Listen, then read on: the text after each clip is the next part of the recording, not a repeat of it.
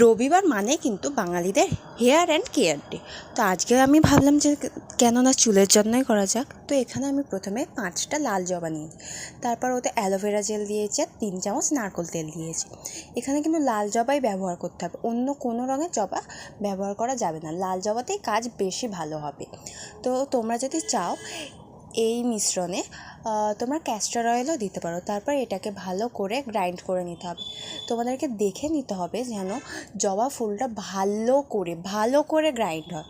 আমি এখানে দেখে নিয়েছি। এবারে এই মিশ্রণটাকে চুলে ভালো করে দিতে হবে, চুলের যেন প্রত্যেকটা জায়গায় যায়, এমনকি চুলের গোড়াতেও দিতে হবে। চুলের প্রত্যেকটা জায়গায় ভালো করে দেবে যেন চুলের সব জায়গায় এটা থাকে। তারপর চুলটা ভালো করে খোপা করে নেবে। আর এই প্যাকটা কম করে 2 ঘন্টা মতন লাগবে। তারপর ভালো করে শ্যাম্পু করে নেবে, শ্যাম্পু করানোর ভালো করে ধুয়ে নেবে।